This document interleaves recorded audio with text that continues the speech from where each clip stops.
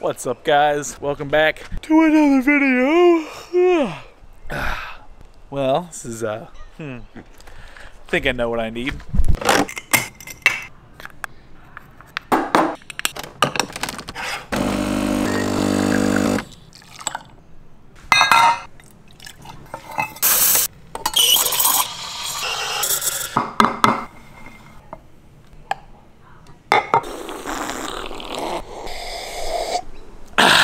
What's up, guys? Welcome back to another video. For today, as you can probably tell by the title, I am going to be going through all of the gear that I use on a daily basis. So this is basically going to end up just being like a bag dump. I'm gonna go through all the stuff I bring out to fly, go through all the gear that I use. I'm gonna go through my setup, goggles, radio, all the little knickknacks I bring with me, and the things that I use to help me fly better. So without further ado, let's grab my backpack and let's set up the camera.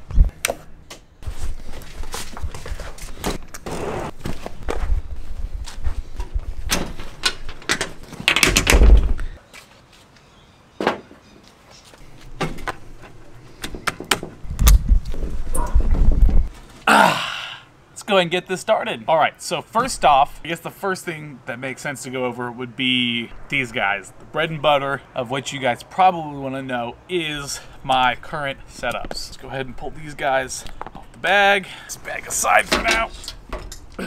So right now, these are two identical Dolphin 1 builds. I have a third one that's sitting inside that's just a backup, but these are my two main rigs that I use. So, all right. Put this guy over here with the backup one. Let's go through this quad. So as you guys can probably see, the frame that I'm flying and have been flying for about almost a year now is the Wild Willy Dolphin 1 frame, which is available through Flight 1. This is a frame that I helped design in partnership with Flight 1. It's my own signature frame. It's all I've flown for ages now. I basically took all the things that I liked about a bunch of the different frames I've flown in the past and combine them into one frame that perfectly suits me and what I do. So digging deeper into the build, I guess to start with the guts of it, the motors that I fly right now are the Wild Willy 2306 1800 kV motors. I've been flying exclusively 6S, so 1800 kV is perfect. It's got just the right amount of power. It still has amazing battery life. I love them. I have them on every build. Digging more into the brains of my build, I use the Flight 1 millivolt OSD V2 flight controller. It's their 20x20 OSD board.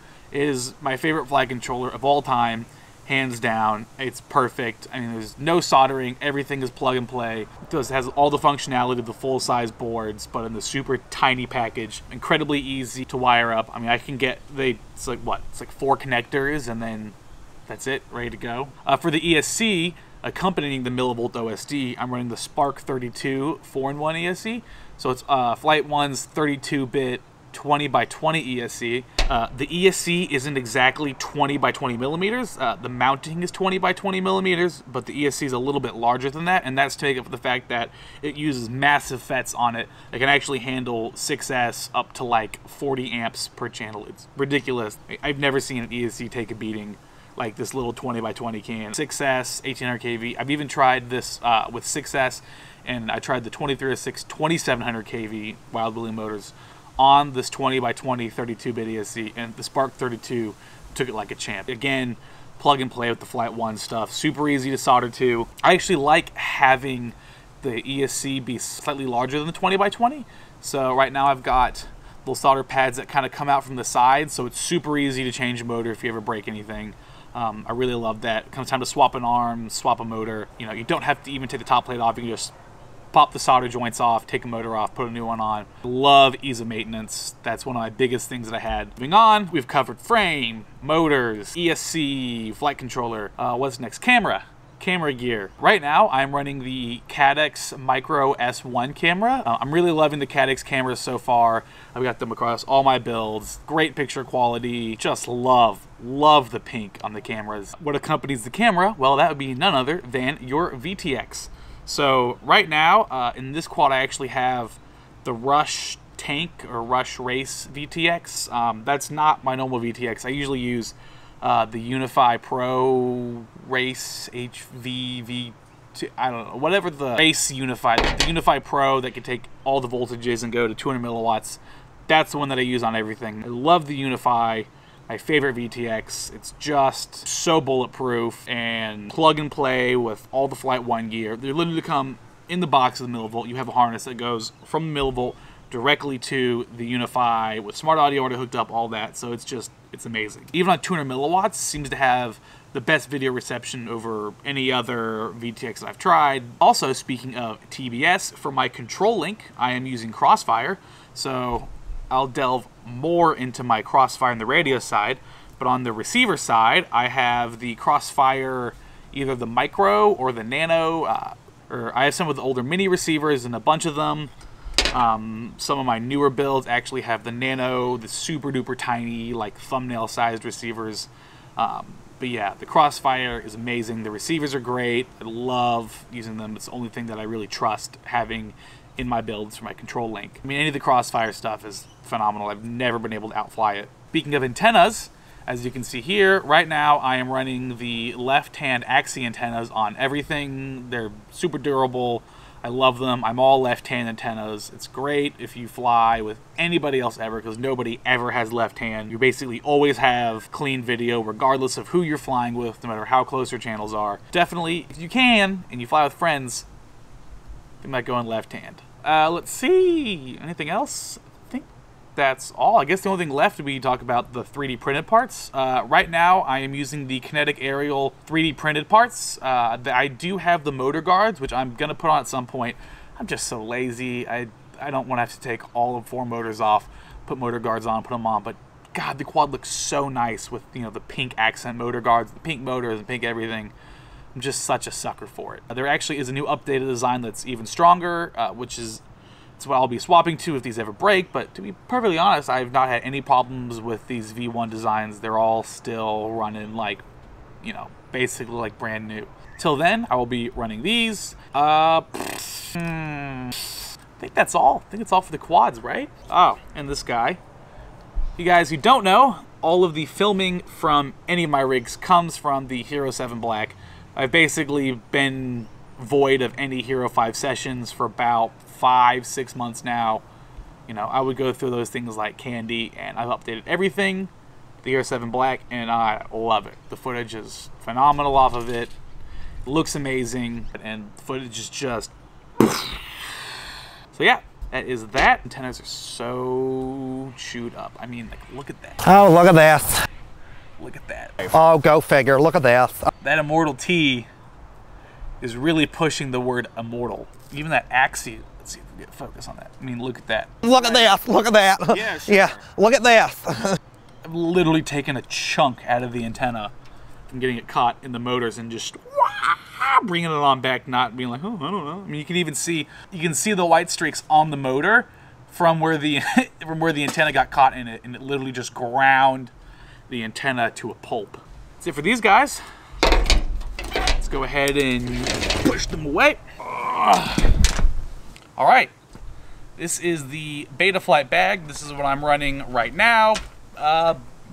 Honestly, not my favorite bag, but it is what I brought to Australia with me, so it's what I'm stuck with. I have a bunch of other bags, but the Betaflight bag was the most recent one I was testing out when I left for Australia. So I decided to go in and bring it, but it's okay. It's a bag, holds your stuff. You loosely keeps them, you know, apart from each other. But let's go ahead and go through my bag right now. So it is one of the ones open from the back, kind of like the Low Pro bag and stuff like that. Let's pop it open, take a look at the inside. So first step, little removable pouch. All the tools that I carry with me on a daily basis to go fly. These are incredibly essential. I can't live without any of these with me. I carry prop tool, the Pyro drone, purple one is my favorite one. It's like really big, super easy to get a lot of torque on them. Sometimes props get really stuck, but it's like wide enough to give enough torque to kind of unwrench really any prop. Got a 2 mil, 1.5 mil, and a 2.5 mil Allen wrench. Always carry super glue for in-field carbon repairs. I've got the TS100 soldering iron over here, and then the little cable of XT60 to the DC jack. This thing is an absolute lifesaver. The TS100 is phenomenal. If you look further down, I've got a pair of flush cutters, a pair of little angled pliers, and a lighter if I need to heat anything up for whatever reason that may be. Stick that guy back on. All right, let's really delve into the meat of the bag. Let's see. Let's go let's see if I can what is it? Awful scraping noise. How am I gonna do this? Hold on. Let me get something. These. Right there like that. Behold, the magical backpack of the Willy. So with the Betaflight bag, the radio is housed in the very top pocket. Let's start with that. Slowly pull it out. So, surprise, surprise, Tyrannus X9D in my radio pouch. To be perfectly honest, I don't really like this radio. I'm not the world's biggest fan of it. I flew Futaba radios for about 1.5 years, almost 2 years, and the Futaba radio is amazing. I love the T14 SG. It's like my favorite radio of all time. But since I have to fly the X9D for DRL, I had some issues where it was just too weird going back and forth between the T14 for normal flying, especially practicing the Racer 3 on it, and then flying the Tyrannus for DRL. It was really weird. It kind of tripped me up a bit, so I decided I'm just better off just sticking to the Tyrannus and flying it. So there's never any weird part when I have to go fly in DRL and have to use the Tyrannus. So I'm back to flying this guy. Still have my Futaba. It's just chilling in a box somewhere, waiting for the day where I'm allowed to use it for DRL, and then it will have its valiant return. But until then, the X9D is my workhorse. I actually am using these stock gimbals in the X9D because I hate M9 gimbals. Can't stand them. The springs in them are absolutely terrible. You can't get anywhere near as loose as you can with the stock gimbals while still having that nice, not loose center that, I mean, there's like a huge dead, if you loosen the sticks on the M9, there's like a dead band in the middle where it's like, you can just like literally like vibrate the stick back and forth and there's no tension. It's weird. So stock gimbals in here for now. Please flip this guy around. Lo and behold, full-size Crossfire module. One of the best things about flying the Tyrannus though is now I can run Crossfire and I run the full-size module. It is unbelievable. It's just so nice being able to have a radio system where you never ever have to worry about controlling. It really changes kind of how you fly, just being able to have confidence to go anywhere. So that is a rundown of the radio, and if you guys don't know, one of the special settings I have is I do run a throttle curve in the Tyrannus itself, and I do have a video which I'll put in the description below that goes over my throttle curve and how to do that and why it's awesome and everyone should run a throttle curve. Radio done. Shove it in there. Next most important thing would be probably the googles. The goggles are one of the most important things you can have in your kit, and having good goggles definitely makes an incredible difference. So right now I am running the Fat Shark HDO goggles, and this is a custom pink goggles from the Fat Shark factory that was made for us for DRL. Unfortunately, I have a little scratch on them now thanks to yours truly, the Betaflight bag. Still a touchy subject. Fat Shark HDO goggles, these are my favorite goggles. They are the best goggles by far. If you are on the edge of like getting the HDO goggles or any other goggles, just get the HDO. They really are that much better. There's few things in this hobby that are like really, really, truly worth like a couple extra 100 to 200 bucks. This is it. This is worth the extra money. It's like having someone nearsighted put glasses on for the first time, but like, this is what the world actually looks like. If you don't have HDOs, I would highly suggest getting them. They're really, really worth it. And also for the module, I've got the Furious True D. It's okay. It's not great. The user interface is kind of signal quality is good, but that's more so on based on your antennas. If you have good antennas, any receiver is going to be good. But I'm not really a fan of the True D. The rapid fire looks way better. I just haven't gotten my hands on one yet. Super annoying to know what channel you're on, having to pull the goggles off and look at it, and don't really see the video link quality like you do in the rapid fires. But if you're just looking for something to get you by, it's not bad. I mean, I've had no issues with it though so far, but I'm pretty precarious with, you know, making sure my patch is pointed the right way and having good antennas, except for the chewed up one on my quad you saw earlier. On everything, I do run the left-handed axis antenna on here as well. That is in the pouch with the next part, the goggles, is how to power them. Recently, I have been given and turned on to using these little XT60 to DC jack cables. This is the one from Slaytech.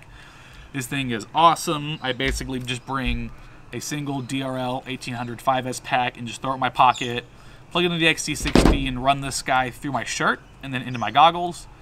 And you get the DC jack for the goggles, you get the fan supply, and it comes with a button with a voltage reader on it, so when you turn it on, it tells you the voltage, which means the goggles are on. You turn it off, and it's off. It's super awesome.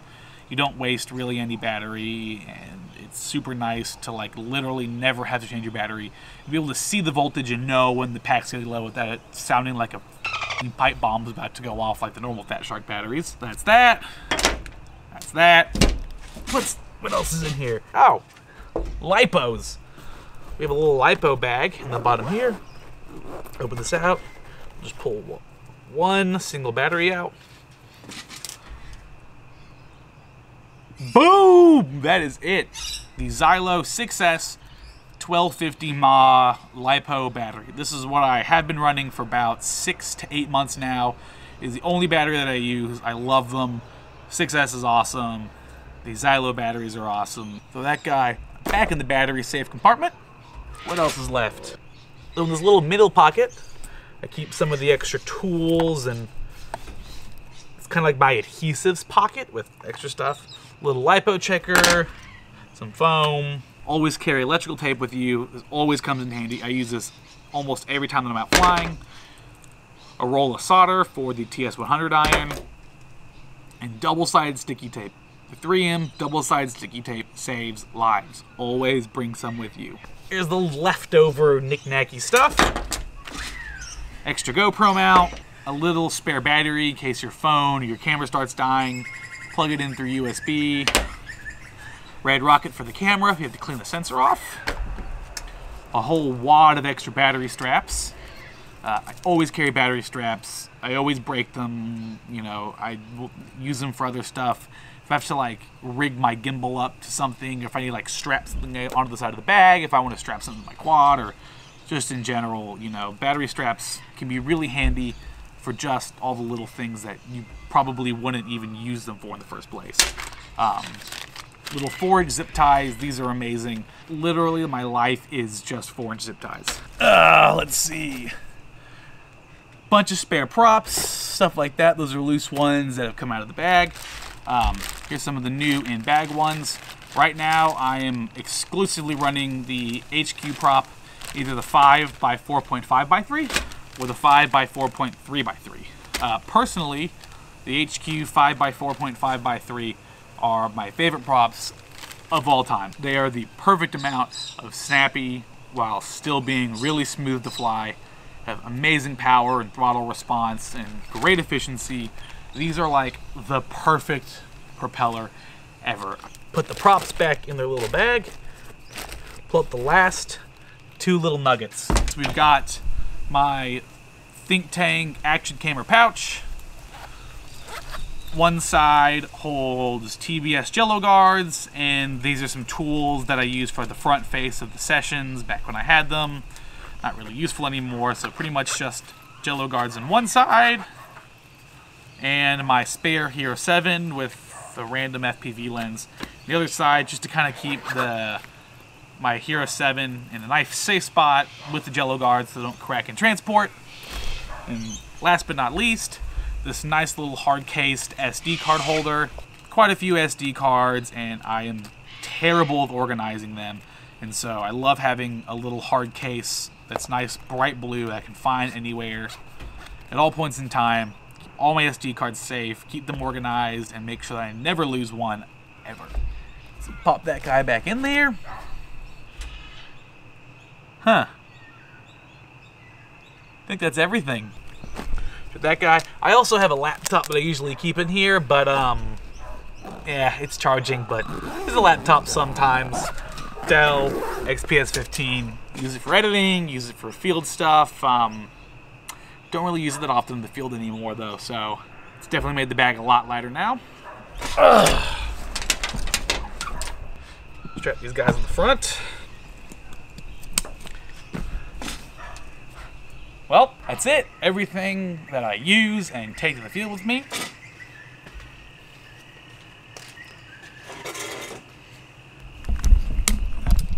I hope you guys liked the video. Make sure to smash that like button. Smash.